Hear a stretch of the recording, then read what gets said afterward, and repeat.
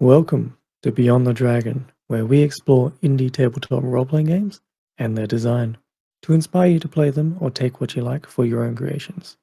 Hi there, my name's Sun. And I'm Oscar C. Tango. We're both tabletop game designers and professional game masters who love TTRPGs. And today is another undisclosed design talking episode. And this one specifically is about game book and layout, design, and all of that good stuff.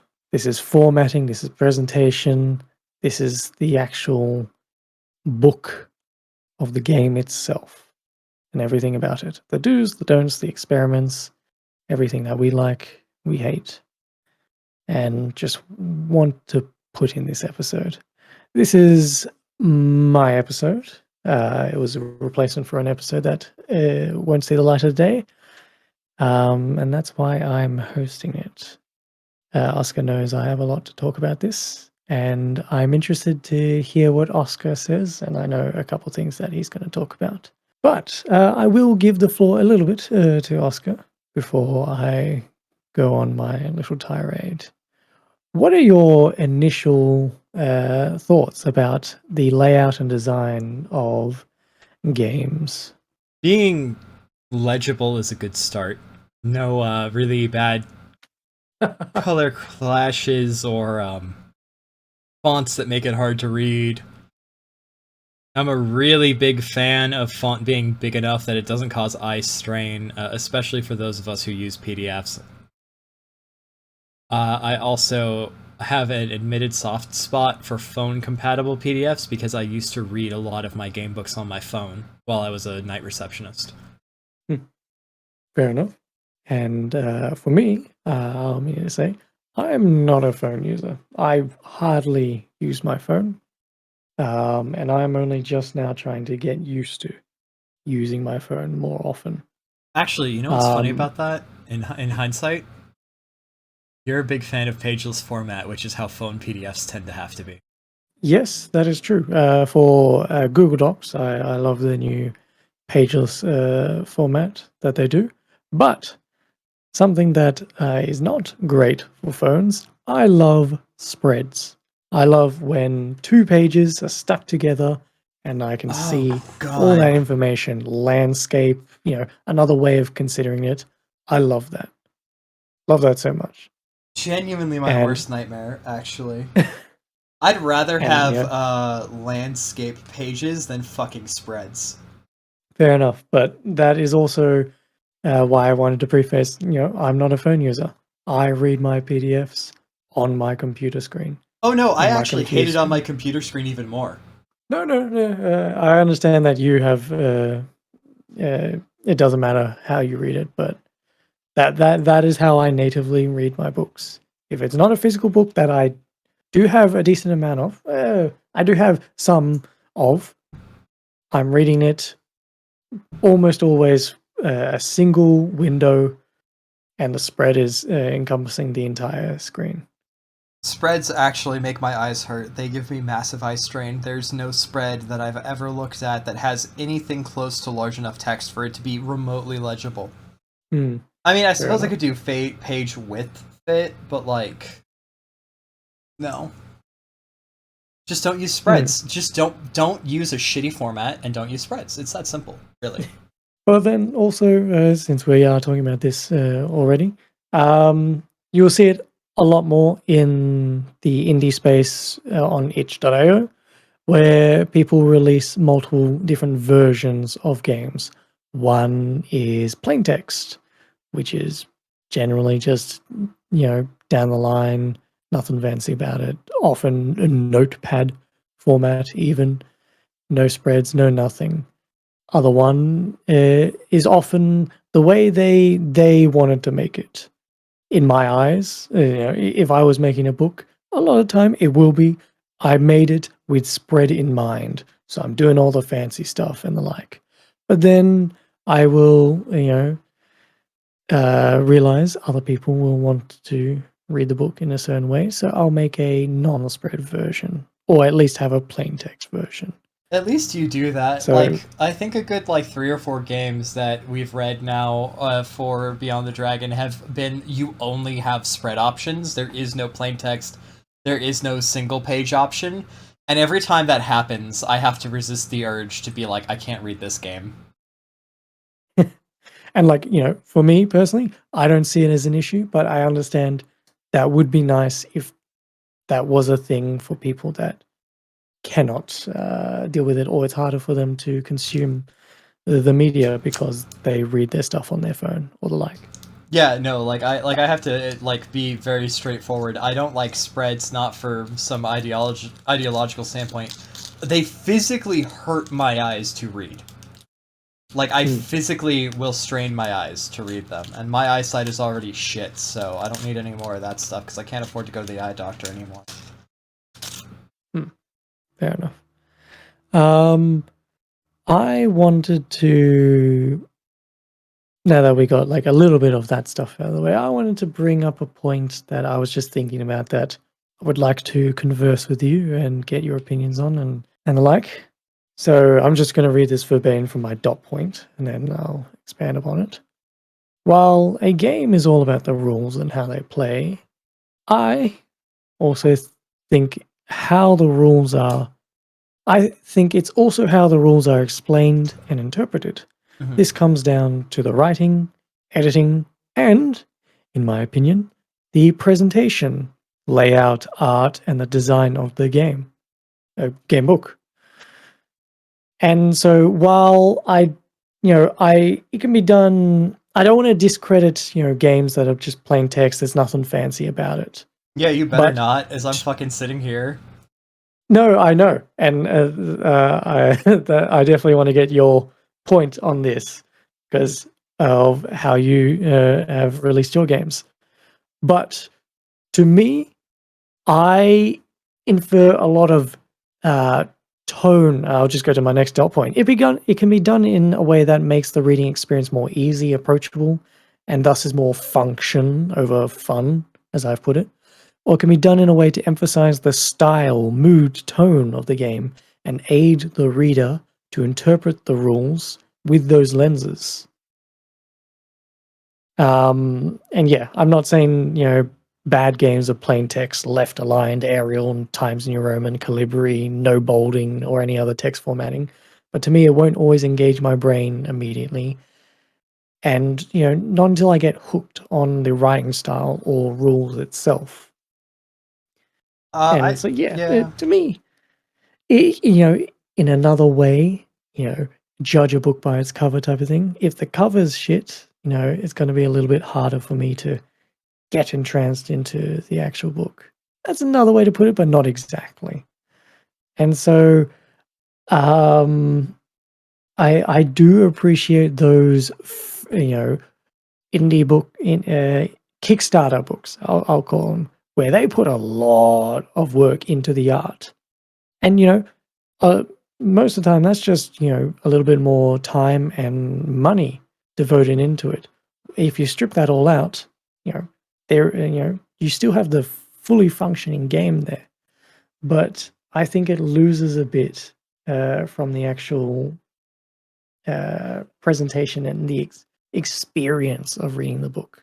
Because to me, the experience of reading a book is also a little bit of play and part of what I enjoy from game books. You would think I come that. back. I come from. I know there's a term. There's some Japanese term about it where. No, it's actually slightly separate. Where the book's designed to be experienced. I can't remember, but I come back from a history of whenever I bought a video game, a Game Boy Advance game, a DS game, a PlayStation 1, 2, Xbox, whatever, the first thing I did, besides reading the front and back cover and all the blurbs and all that, was crack open that instruction manual and read the entire thing and just enjoy that before I ever played the game. And, same thing with board games and the like. I love the experience of reading those, their instruction manuals and, game TTRPG books, their instruction manuals too. And making that fun I love that. That's my immediate dump. What are your thoughts? I actually consider that I am explicitly trying to unlearn having art getting me interested in a game, because multiple times now I said that art looks dope, picked up a game, and then regretted buying it because it was also kind of pricey, and like I was tricked by art into buying a game where either the engine I don't like it or the game has something about it that just I don't like. And I have gotten games with great art that I like. You know what? Let me tell you the level of I don't care about art that I'm at. I read Lord of the Rings when I was like 9, the entire trilogy. So I'm pretty used to just massive quantities of text on a page. Yep. But yeah, no, I mean, I will say though, using your text to emphasize changes in topic and break in conversation is a really good way to let someone kind of like see what they need to read and what they can skip. Or if you need to speed read. One of the worst reading experiences for pulling rules out of a game I think I've ever had was trying to pull out the hacking rules for reference for my players from Eclipse Phase 2E, where it will spend a page and a half telling you about like the social implications of this specific type of hack, and then it just says roll infosec versus firewall. And it's like, fuck, really? Okay, fine. You roll infosec versus like the infosec, or infosec versus something else, and it's like, oh, so all I ever needed to know was roll infosec. Mm, mm. And yeah, no.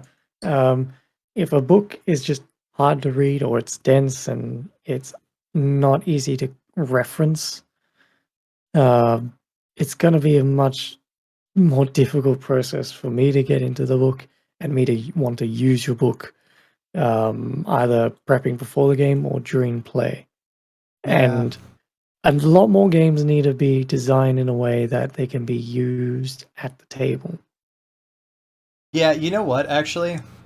If I had to say I had an opinion on game design and layout, I care more about flow of information than I do physical layout of text on the page, as long as the text on the page is reasonably legible. I have pet peeves, but those are about making it more difficult for me to literally physically read. Like, if you're using really tiny text on a page, I'm like, okay. And I don't like columns just because I think it's an effort to be fancy while fitting the same amount of text on a page.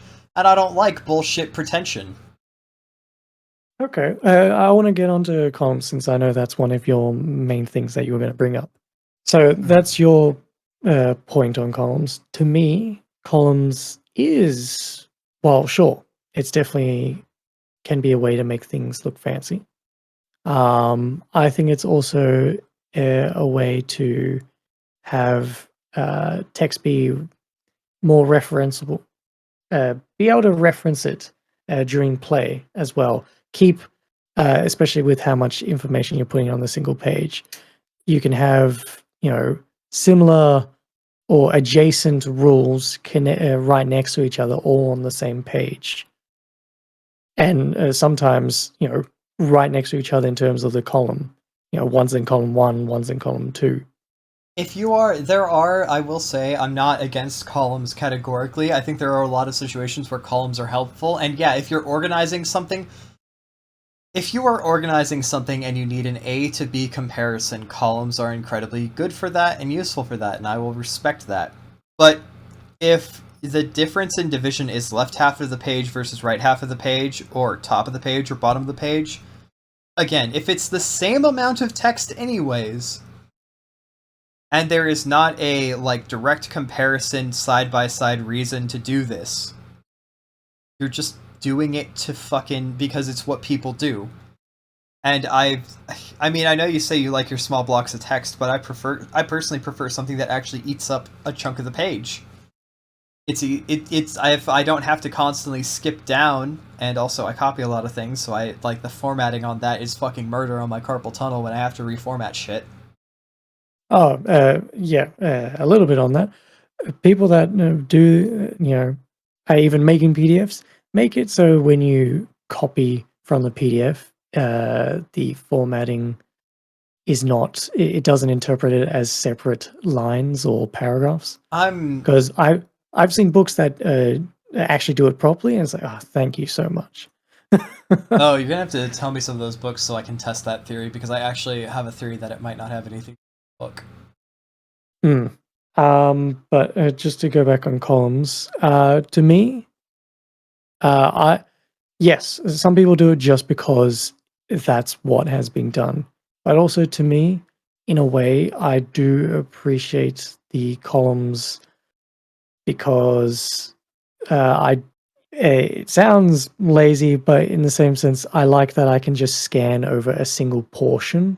My eyes can just go halfway across a page before going to the next line instead of going across the entire page. I mean, That's a thing that I think I have a like question about the columns. Do you think that maybe part of the reason for that is because you fucking read spreads? I think so. It could be. I'm not quite sure because I'm okay with that when they're not spreads. I mean, yeah, but if you're okay with it because that's what you're used to. But I mean, with a spread, I would say the column, like doing the column system, I could see how that would create like a better division for left, right, so like starting on the left and then going to the next column and then going to the next column and then going to the next column. I could actually see how that would make a lot more sense versus me who hates that and would prefer to read my books without column text, if at all avoidable. Because also, in a way, to me, it also breaks up the text from being just long lines in a paragraph. Yeah, but instead you have tall blocks in a paragraph. Yes, but then also I prefer my paragraphs being emphasized with the white space in between. You can do that with wide text, though. Oh no, totally. But I think it looks ugly. And in fact, let's be entirely honest here. If you check back some of those paragraphs that look like they're kind of long, they're fucking 2 sentences that are using too many words to say something simple. But because it's a column text, it takes up like a third of that section of page that column is in. And then you move it to wide text, and you're like, oh, this is 2 lines. No, totally.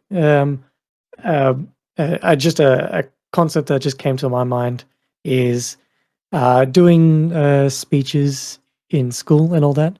Some people had cue cards, like actually printed cards, kind of in a squarish format, and then the lazy or the, oh crap, I need cue cards, quickly printed out their speech and cut them in strips, floppy strips.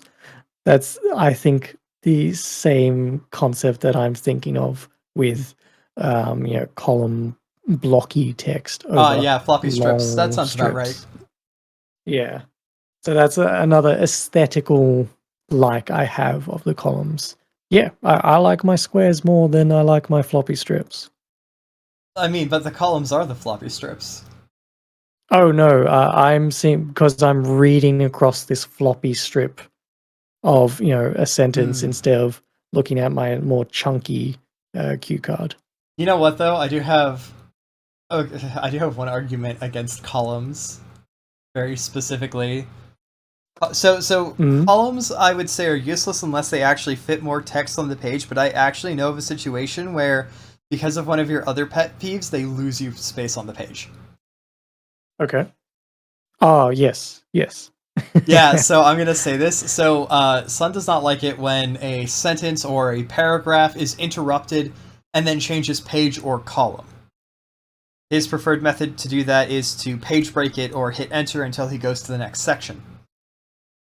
Yes. Which, by the way, because Sun is my format editor, is why all my games are like that. Because he told me that he thinks that looks nicer, so I just started doing that. And that's why I have a lot of white space, is because sometimes I have a table that would be split between pages, and if it's avoidable, I won't do it. Yes, that is the one thing I really, really despise about columns. And columns will cause you to lose page space because you do that. So there you go. Columns are, not only are columns harder to read because they condense text in weird ways, they lose you page space. They lose you page space with the big section in the middle in between them, even if it's only like half an inch. That's half an inch of page space that you could have been fitting text onto. So there you go. Columns are worse. Case closed. But here's the thing also. What waste are we getting? We're not killing trees right now with, PDFs or anything. And sure, if you want to kill trees, kill trees. But what is the major problem with this page waste? Page count, and also, and much more importantly, electrons, which are more important than trees because proton decay is a problem. Fair enough, but I don't see an issue with the page count if the information is the same amount. No, it is the same amount of information. My main thing is that having information where having information grouped on a page, I care, having information grouped together, like I said, I care more about flow of information.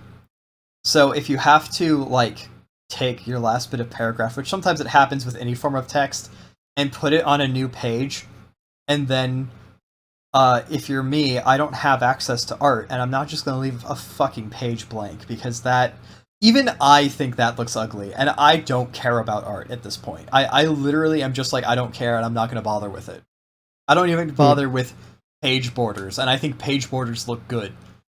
But I see this, and it's if you're losing, the more space you lose, the more likely it is that you're going to have a section dip into the next page, and then go on and start a new section that could have been its own page. So here's the thing I want to bring up, that this is the design restrictions that I'll put with columns. I don't want any information leaking onto the new column, sentences cutting off and the like. That will then lead to white spaces. And white space is definitely something you should consider in your layouts, because that aids in readability and allowing your mind and eyes to breathe. Well, readability. But also, that white space can be used for other things. In Oscar's case, no. Art, you can fill that space with art without having to do the shitty other thing. I'm sorry if you like this, with word wrapping. Text wrapping around art. Yeah. Fuck that so much. I'm sorry. Fuck that. Yeah, in the nicest way possible. I'm not as bothered by it as you are, but I genuinely don't like. I think that text wrapping, if it exists, shouldn't be noticeable. It shouldn't. The dimensions of your text. I don't know how it couldn't be noticeable. Well, so I mean, you could do it so that you have a piece of art in the middle and of a paragraph or something. This is again not really focusing on columns, but a piece of art in the middle of your text, and it just is basically a space where your text just continues on, and then you see image, and then you just skip over and then continue line. Although I imagine you'd hate that too. I kind of hate it now picturing it. You know what? I take it back. Fuck text wrapping. Yeah, no. Text wrapping just in general. No. So that's a space for art. So to allow you to add more tone and, play into the thing. But also, you could use that for another concept that RPG books have, is the boxed text or other aside-based stuff, graphs or the like, that you can add in there. Not a super huge fan of those either. Pardon? Not a huge fan of those either myself.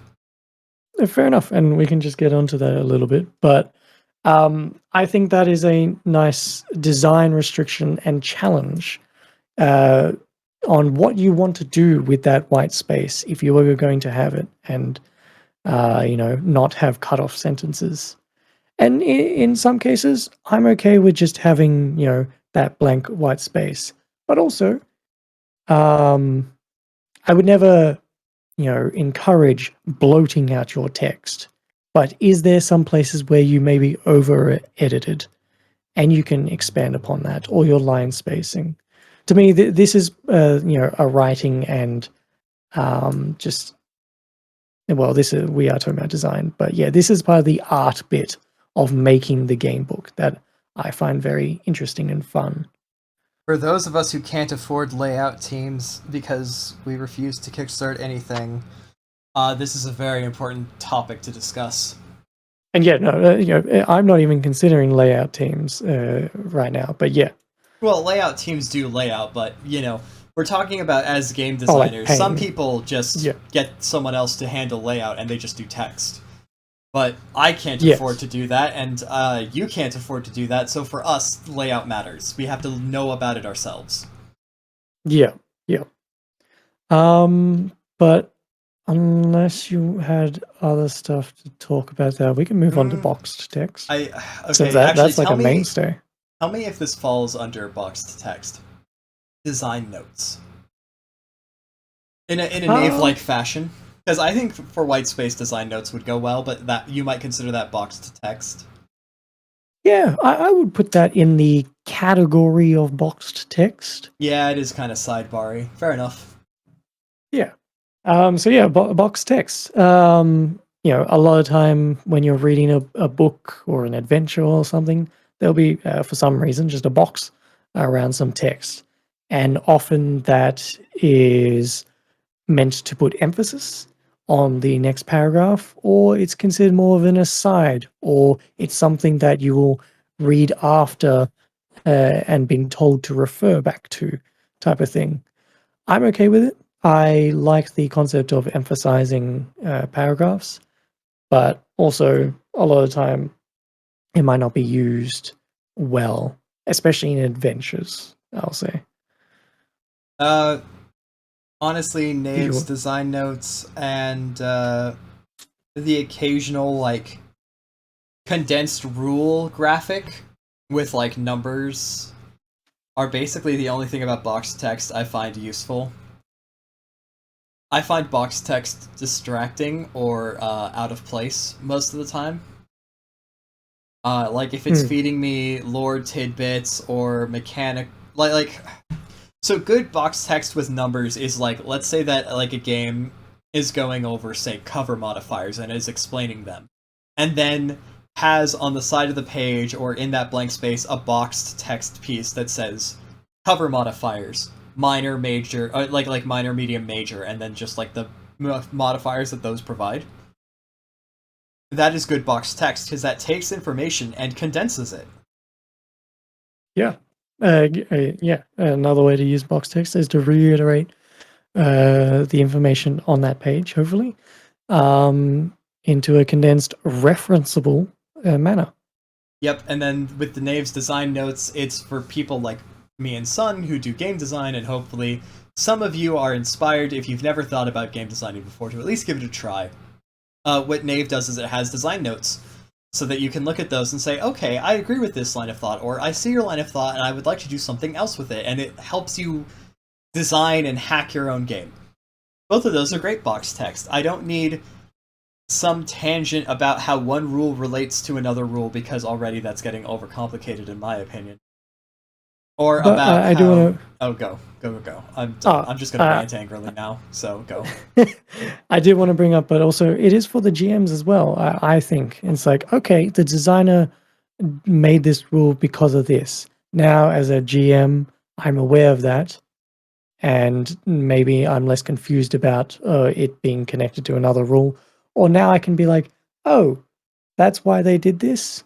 No thank you. Then why is it not in the GMing section? Why is it in this side box? That's what I have to say to you. But here's the thing. I think having the side box with the rule, and GMs are going to read the whole book. That's the thing. I'm totally fine with, as I'm reading this book, I'm like, oh, okay, that's curious. And then I get a designer telling me, oh, this is why we did that. It's like, oh, okay, I can see that.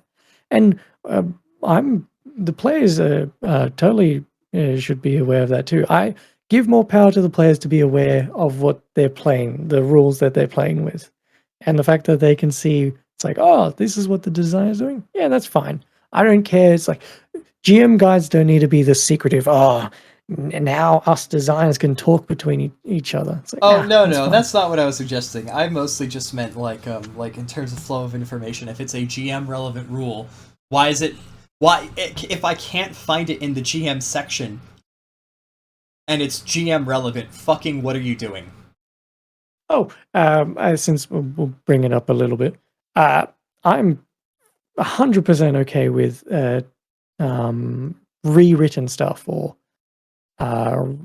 reused writing. No, that's fine. I'm Use okay it. with that. But a lot of game designers aren't, and they categorically fucking refuse to rewrite a rule or reiterate a rule. Yeah, because it's easier and all that. And then they put jam rules in player-facing rules sections in fucking side boxes, and I don't know what the hell my players are telling me when I'm jamming some shit. And it's either have your core rules, and that like how do I put this? GM rules should not be very different from the core rules unless you are doing something where the players are meant to be at a disadvantage. And even then, your GM rules should then not be player-based. Either we all have a core set of rules we agree upon, or the player's core rules and the GM's core rules should be iterated like in a distinct and accessible and referenceable fashion. Most games also have really shitty rule indexes, which is why I literally put my rule index at the beginning of my games. Here's how the dice work, here's how these mechanical functions work. You want to find a rule to reference? Here's 3 pages of rule referencing at the beginning of the book. It's the equivalent of the equipment page when you open Mausritter. What are you most likely to need to reference? This information, here it is. Yep. Summary pages, reference pages, contents, a page of contents and all that. Very much useful for parsing a book. And obviously you'll expand upon it how you need to, depending on the size of your book and the like. But yeah, I love game books that I have a couple physical books on me, where when you open the book up, the inside cover is like immediate referenceable stuff. It's the item list. On the back inside cover, it's the quick rules summary. Yeah, and that's really good book design for both. Yes, even for PDFs, because then you could just scroll past title page, inside cover, equipment, scroll all the way down, and then up one page, rules reference. Great. Yeah, like definitely built for physical books, but yeah, they're still usable for PDFs as well. Talking about books,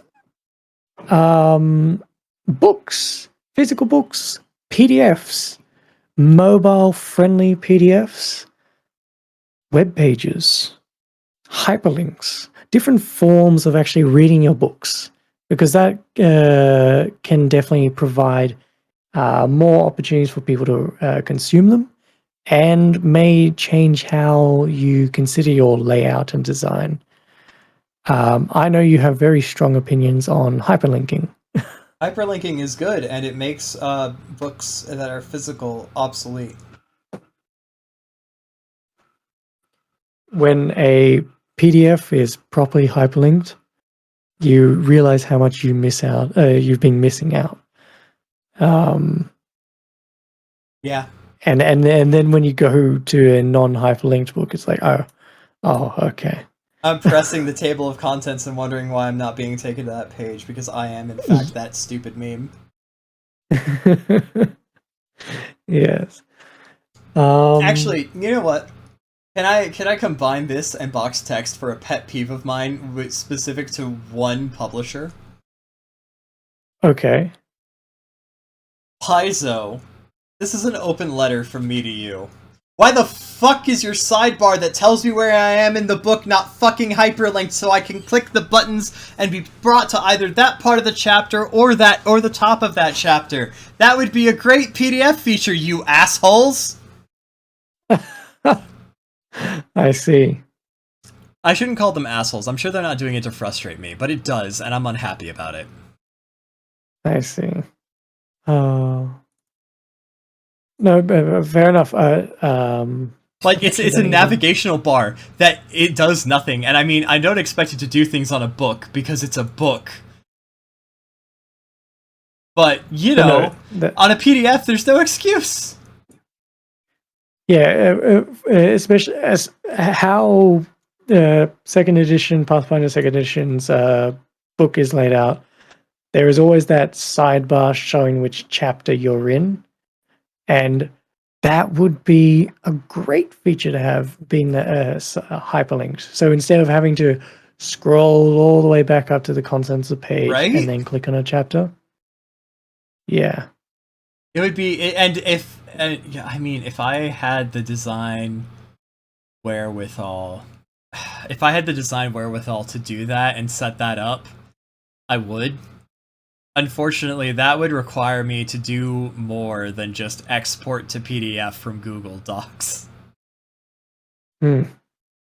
I'm very sorry about the fact that I do that, but at this point, it's just genuinely I get very little from going into Affinity and editing my PDF that way. So it's already written, it's already spell checked. Might as well just port it as is. I don't add art anyways. I can't figure out the table feature in Affinity because I'm a moron. Yeah, but did you want to expand upon that? Since we've danced around it, but haven't actually called out the fact on how you design your games, or at least present your games. I mean, you say we've danced around it. What is there to say? I'm broke as shit. I sell my games for free because it means that I don't feel bad about it means that I don't feel bad about putting something out that I've only edited myself, because I don't want to. The few people who I know who I trust to edit are very busy and don't have time to edit, so I basically crank out the living shit out of my game, format it in a way that would make Sun not have a stroke, say, that looks good enough, make sure everything's spelled right, and if there's any content I find questionable, tend to consult Sun or somebody who's more knowledgeable about the subject than Sun, if Sun's not applicable.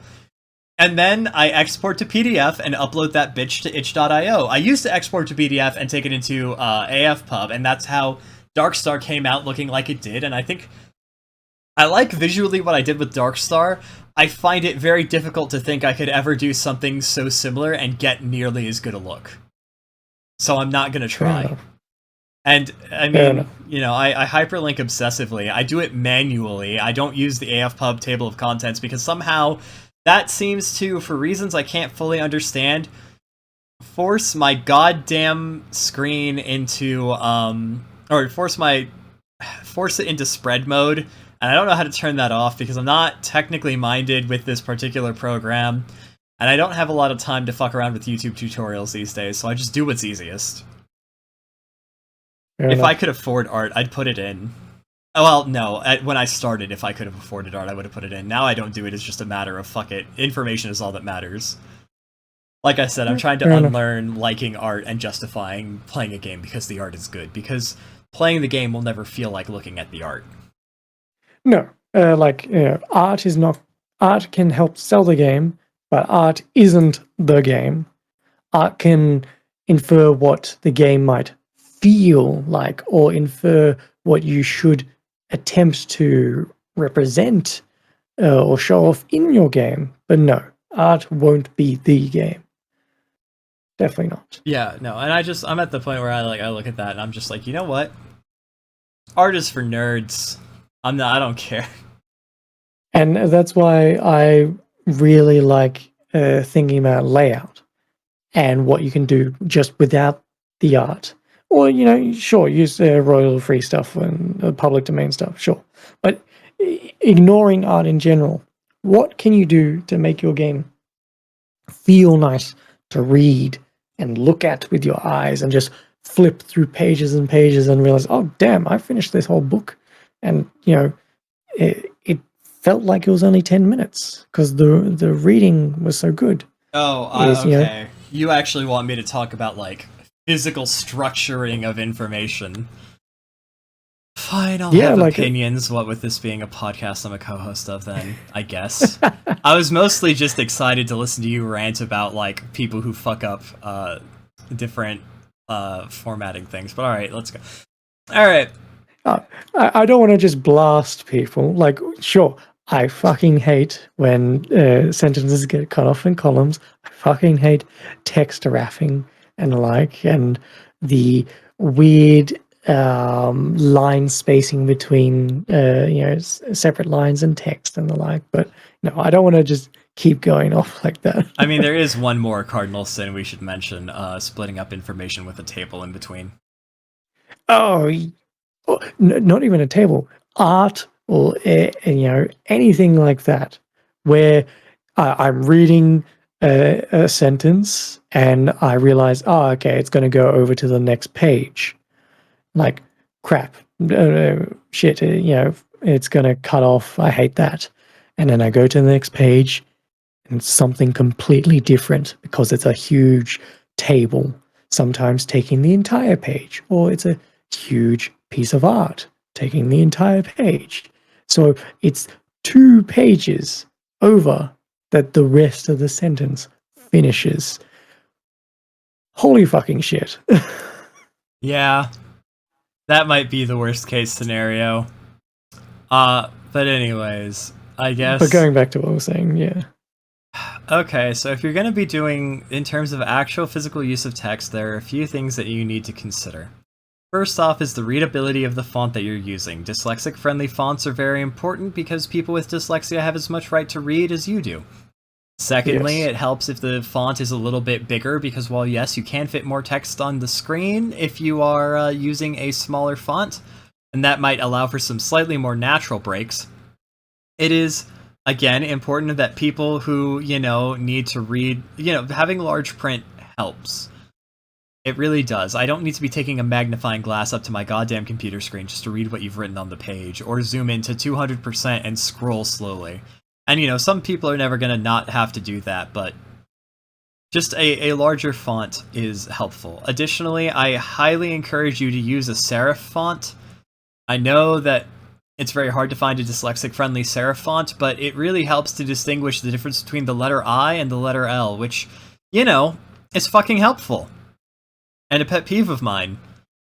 So, those are like selecting your font things. Something I pretend to not care about, but I choose 12-point Verdana because I read that it is dyslexic friendly, and I hope it is. If it's not, I apologize. It has serifs, and it was the only serif dyslexic friendly font I could find, or it was the first I could find. And it generally is spaced out to be on the larger side of print, so I find it to be a very useful font. But fuck it, use whatever font you want. I'm not your mother. However, if you want a writing tip for actually making your paragraphs more readable, for one, your paragraph shouldn't eat up half your page. If your paragraphs can be 2 sentences long. I made a joke about that before, but you can do that. It's okay. A paragraph is a contained set of relevant information and then a break in space to designate that you are going on to a new piece of information. Your paragraphs should vary in size, as should your sentences. Really long sentences with no short sentences get exhausting to read. You need to have a mix of short, medium, and long length sentences because that helps mimic the natural pattern of speech and thought containment. And I want to put to you a question. What are your thoughts on bolding of text, sometimes to highlight game mechanics or to focus in on particular words, maybe to emphasize something or the like? Because I really appreciate it. But also, I've seen where it can get a little unwieldy, where not a majority, but a lot of the text is bolded. So it's like almost every other word or so. I prefer italicizing, but I prefer italicizing because of the way I specifically structure my, categorical breakdown of information, and I use bolding as a signpost for major topics. So it's bolding, underlining, italicizing for me is the hierarchy. So bolded text is always a broad concept. This would be something like character creation, rules index, equipment list would be bolded. Okay. And then you break it down into smaller categories, underlined. And then if you have to underline something and then give examples that need to be separated into further categories, then you italicize. And if at that point you still need to do it, fucking bullet points, although you're going deep, and I don't think I've ever had to go quite that deep. For me, I prefer in your hierarchy, my bolds would be a heading, like font, changes, like a major big change, screaming out, "This is a new thing." Because I don't. To me, the bolding is a little bit too similar. I want a major change, so I'll change my font, change the size, and everything. And yeah, probably the font itself will be bolded, but that's only a minor thing. And then for me, the your italicized would be my bolding. I actually really don't like underlining. A lot of time, it just doesn't look nice to me with how it interacts with the rest of the font, often being like merged with the font, and I try not to use it. Oh, actually, So Verdana doesn't that's have where that my problem. italicized will be. Pardon? Oh, yeah, no. So Verdana doesn't have that problem. It separates the font from merging with the underlining, which is helpful. And Yeah. I use it because it is like a nice like name, break, text, paragraph, paragraph, paragraph, like, or however many paragraphs I need. Space, name, break, text. And the underline does provide that break. Fair enough. But yeah, to me, I don't particularly like the underline look. And if anything, if it's going to be underlined, I'm specifically going to like draw that underline in. But yeah, so for me, it's bolding, italicized, and capitalization, or even a different way of highlighting, which would be a different font, still within the same kind of sizing of the rest of the text. That makes sense. Hmm. Yeah, Were you I going to say mean, something? no, I'm trying to like think if I have any more like way to make your text flow advice. A lot of this is shit I picked up from like writing groups on Tumblr and shit, who just like, look, here's how you can break down text to make it more flowy, and it's like, okay, that makes sense. Dot pointing, definitely. I think the simple dot, or whatever replacement you want for it, emoji or line or something, really helps draw the eye and signposts. This is a new point. You can breathe. It's okay. And a lot of time, hey, this is summarized. It's simple. It's okay. It's not a lot. Even when it might be a couple sentences for a dot point. No, I agree. I think a dot point also helps you stop needing to over-explain a concept. Yes. Yes. Like, if something only needs to be, like, the necessary information, dot point it, and then make a list with dot points of that, and that helps you break down things into quick, simple, absorbable bits of information. And then a cousin of that is indentation. It's just the dot point without the dot. I use indentation to start my paragraphs unless that would fuck with my spacing too much. For me, while I do appreciate it, I prefer not to do that. I prefer to indent my entire paragraph when I want to do something with that. Weird, but interesting. Now, on my end, it's like, how do I put it? I maintain my indentation to be consistent within a book, but it will be inconsistent between books. Yeah. Did you have something else to say? Because I have something else to jump onto that's separate from this conversation. 4 rules at the front. There we go, that's all. Tell me how your dice work at the beginning of the game. At least. Just tell me how your success-failure system works at the beginning of the game. I don't want to have it be like fucking... Oh god, what was it? I think Forbidden Lands, where you get nearly 100 pages into like a 200 or 300 page long book before it even tells you like how the fucking dice work. Fair enough. So this will be interesting because you're not of the physical realm, but page variations. You've got your standard portrait landscape, but let's go beyond that. In my location of the world, we use the A4-5 type of system. America uses freedom page sizes. But what about going smaller, A5, or whatever that equivalent is in America land? Don't ask me. I didn't know that page sizes were a thing. I just use standard printer paper size, whatever the hell that might be. Your standard printer paper size is A4 to us, basically. Half that. I can use inches. 8x9, I think, is a common indie book size, or 8x11. 8x11 sounds like common printer paper, I think. Oh, okay. Then 6x7, maybe. But yeah, like considering switching up the size of your paper will condense how much space you have. Because if you don't have a lot to say on each, I should preface this. I love when books can fit all the information about a single topic on a single page or a spread. That's why I love spreads. You can, in a physical sense, you open up a book and those 2 pages are about the one thing. You don't need to flip any pages. You don't need to cross-reference. They're the one thing. No, that is useful for spreads, I will admit. Yeah. And so even if it doesn't happen with spreads, I do appreciate when you can fit everything on the same page. So if you have a lot of space and you're not using it for anything else, maybe your book is better served smaller or wider or larger.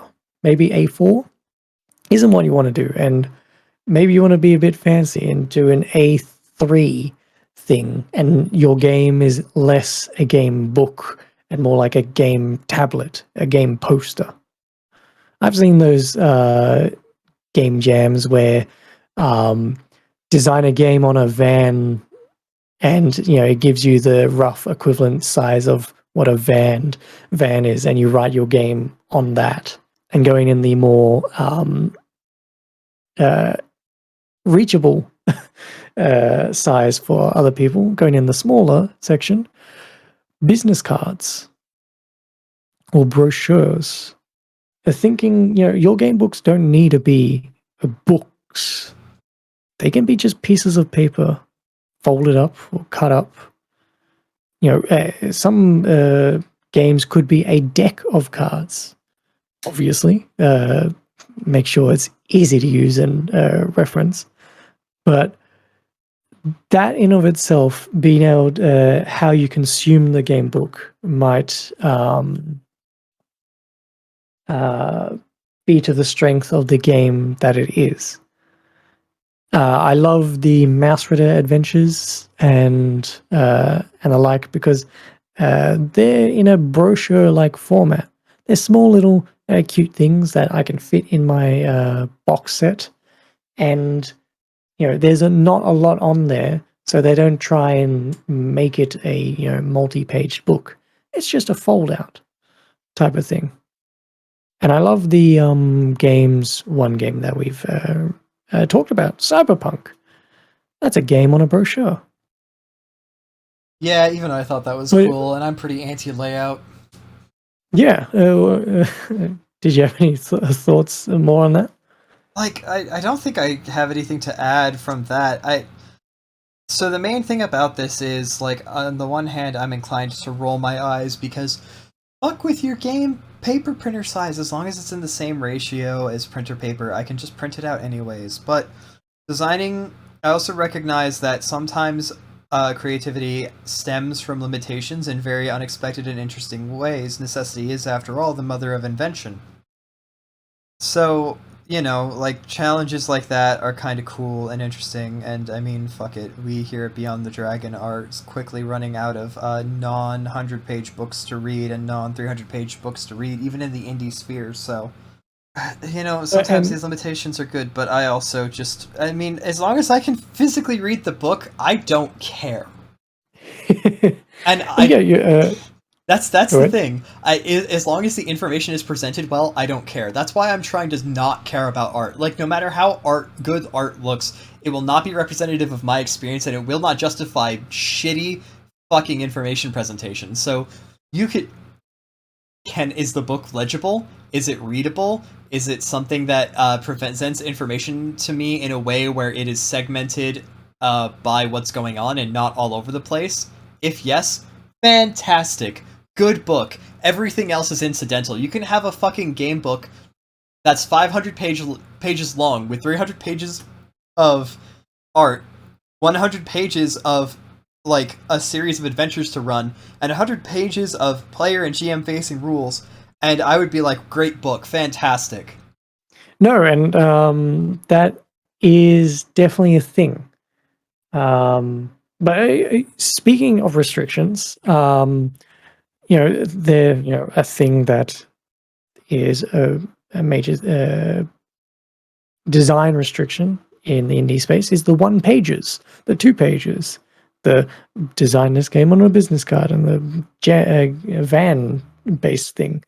And just to make sure people are aware, there was a game jam, I'm pretty sure it's ended now, that was called the formatless or plain text game jam, where the idea was you did not focus on layout. Games without any art or the like are perfectly fine games without. So there's many different ways to think about it. But in relation to your games being hard to read and all that stuff because they're trying to be fancy and all that stuff, I want to bring up a game that people might have potentially thought about when hearing this conversation or the title of this. And you have read or at least looked at a bit. Mörk Borg. I haven't looked at Mörk Borg at all. I have no idea what you're talking about. Okay, fair enough. Mörk Borg. I love Mörk Borg. I love Mörk Borg's community and what Mörk Borg has done for that community and the layout, design, and art-based space where people are making these fancy, supplements, books, and the like, where it oozes flavor, mood, and everything about whatever they're writing, or the game books and the like, is punk rock and heavy metal and all that stuff. It is a great example of oozing flavor and getting across something over its multitude of pages without doing a lot of writing. And the writing it does supplement the artwork and the layout itself. But also, while Mörk Borg is a great example of game book layout and the like, I also think it is not friendly to those of hard of reading. It is not friendly at all. And while I myself don't consider myself, dyslexic or anything like that, oh boy, I would say it's not the easiest to reference. Isn't that why they released plain text, though? Like, I've heard the complaint about it being hard to read a couple of times. Yes, I appreciate that Mörk Borg eventually, I don't know how long it took, but it took a bit. They released a more restrained, plainer text version of the game. And I greatly appreciate that, because I can look to that book and read that and actually absorb the rules and text as is. And they didn't restrain themselves entirely. There's a little bit of emphasis with font choices and the like, but yeah, it's hugely toned down. But yeah, the original Mörk Borg is great at emphasizing a tone and all that, but it is a little hard to reference and the like. And I'm happy that it happened, because we have so many people considering the RPG space, not just for designing good games, but also designing interesting books, like the books themselves. It's with the design and layout. I thought you looked at Morkborg a little bit more because I was waiting for you to go, fuck it, fuck Morkborg, because I assumed that's what your opinion would be if you actually looked at the rest of the pages. I mean, I do actually own the plain text version of Morkborg, but now I kind of want to see what it looks like without plain text, because this sounds interesting, because you're talking about what it's done for the layout and design community, but then you're like, it's illegible. Which is it, son? It's brought attention to you can do a lot with layout and design to really get across a game. But also, there's a point where it might be, is this an art book with a game in there? And that's where Morkborg fits in that weird space. It's an art book, but it's also a game. Okay. Wow, so this is like my actual worst enemy, I see. Yes. And I was hoping that you actually looked into it a little bit. But no, I own the plain text because it's free, but I remember when I was looking at Morkborg, I saw a list of 12 enemies and became disinterested. At the time, I was looking for books where I could use lots and lots of enemies for a lot of replayability. It just wasn't on my radar. But that was before I started pro GMing. I've been meaning to pick it up. Yeah. So I would definitely be interested in hearing your opinion of looking at Morkborg, the original. But obviously that's not going to be for this podcast. But I will let everyone know that I know Oscar definitely probably hates it. No, definitely hates it. I mean, you don't fucking know me. Now, based on everything that you've said here, you know, there is like a 99% chance that you hate that sounds what Morkborg does. Yeah, that sounds about right. It's not even that I hate art, it's just that I think you shouldn't buy a game because the art looks good if the game is shit. And anyways, that's why I'm not a huge fan of Lancer anymore. I see. It's so boring. But beyond that, we had a little pause in between these two thoughts of thought processes because of a garage. So thought I was going to make has been lost. Beyond that, there's many games that I love, but yes, their layout and writing and editing does let me down a little bit, and sometimes doesn't excite me to try and read, and then I lose information. I love Shadow of the Demon Lord. I love it. But it is done in a very typical D&D fashion, the writing with larger blocks of, column text, and the paragraphs aren't really spaced out and sentences get cut off. And sometimes, going to the next page, there's a table instead of what the next sentence should be. And then I just start skipping over stuff. And then I miss out on the good stuff where I'm like, oh shit, that happens? Oh, that's an actual rule? So, I know it's like a personal opinion, but I know it's not a unique opinion. So, if you can make the book itself more readable and people want to read it, they'll read your rules more and, at least, play the game in a way that, you intended it to be. So they don't just immediately go, oh, this is a shit game, because they're not being able to understand the rules because of your crap layout, editing, and design.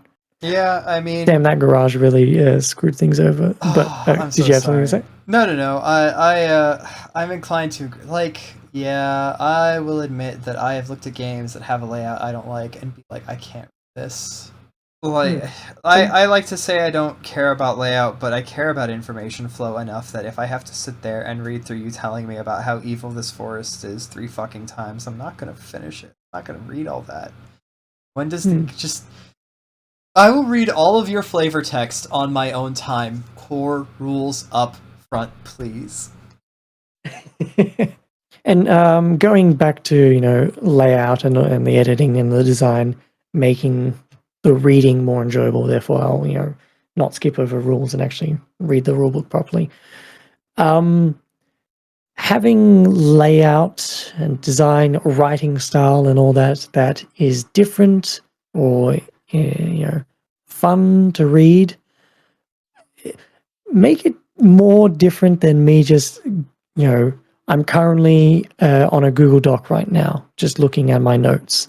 I'll go over to my next tab out of 100, and I'm now on a blog with just it kind of looks the same thing. I'll go to a news article for some reason, and it's the same thing. But then I can go to a game book or something, and there's some differences there. They're directing my attention in certain ways. It doesn't feel like I'm just reading a news article, a blog, or anything like that. Be a little bit more different, and yes, in a very shallow way. I will judge the book by its cover. A very small aside. I hate book covers that have 3D characters on them, or like kind of look real life characters, or even just real life characters. I want stylistic, 2D art. Oh wait, then you don't like the person in the red leather jacket and the gas mask? Oh, dude, that's lame. I don't know what you're referring to. Apocalypse World Second Edition's title image is Apocalypse World Engine, and it has someone in a gas mask and a red leather jacket. Oh no, I'm specifically talking about novels. Oh, not just game books, like actual physical novels. Yeah, yeah. Wow. Okay, I'm sorry. We've diverged. Got it. Yeah, that was supposed to be a small aside. Yeah, and that's my shallow thing for novel books. And so yeah, if I can go to my game book and have a nice experience that is different from reading Google Docs and blogs and news articles and all these how-to pages that I am constantly reading, I will greatly thank you for it. But beyond that, I think we've gone through everything that we can, minus the slight interruption we had and losing a couple thoughts. I think you might have covered them indirectly. If you really can't think of anything else. Yeah, hopefully. And hopefully this has been a interesting episode for everyone listening. Hopefully it's inspired you to potentially look further into it or be more encouraged by your stance on layout and design. Like Oscar is with his stance on fuck it, just make it readable. And right now I just can't be... I don't have the time or want to put in the effort. No. Maybe say your stance, because I don't want to, speak for you. Oh, my stance is that, for the most part, just, keep your text as uninterrupted as possible. If you need to, page break a paragraph to, put it onto another page, that's fine. I'm anti-column unless you're making, a list and your list parts are short. I'll use columns for, inventory stuff, item stuff. I think that's important. But, broadly speaking, just, core rules up front if you possibly can. Tell me how your dice work before getting into anything else. Separate your lore into another section, it can, the basic background concept of the world can come in before character creation, but I feel like it should probably, in terms of information flow, it should be core rules, background of the world, character creation, lore, any, special rules, say, magic. And then from there, GM section, and that should have GM facing rules. And then hyperlink it. Hyperlink it, you fools. Do it. Do it. Google Docs will hyperlink it for you. You have no excuse. And for me, since you're talking about Google Docs, sure, do whatever you feel comfortable with. But if you want to even just experiment without putting in that much effort, Google Docs has a thing right next to the font drop-down arrow which is you'll see it as normal text. If you go down there, that is your formatting for that current document. Normal text, title, subtitle, heading, whatever. You can adjust those by updating normal text to match whatever you're highlighting. Just make your title a different font, a different size, make your headings the same thing, and then you'll be good to go with one having a contents page on the left side of where the outline is, and two, it's a small way of getting into the mind space of thinking of making your headings interesting. And then you might think, it's like, oh, maybe I can do a little bit more. It's like, oh, I've got, 3 headings to choose from. It's like, do I need to break down my information and nest it? Oh. But beyond that, yeah. I love layout and design, and I think it really enhances a book. And in a way, to me, enhances the game too. But the game is not the layout and art. No. But beyond that, I think we've said all we need to say, really. I have nothing to add. Thank you for joining us today as we looked gamebook design and layout. Join us next time for more indie tabletop discussion and design. I've been Sun, and joining me has been Oscar C. Tango. Indeed. You can find me at Stranded TTRPG on Twitter, as Oscar C. Tango on startplaying.games, and Stranded Publishing on itch.io. And you can find me at sungone_ on Twitter, Sun on Start Playing Games, and Sungone on itch.io. You can find all those links in the description of anything that I can attempt to link for you. And remember, don't be afraid to adventure beyond the dragon.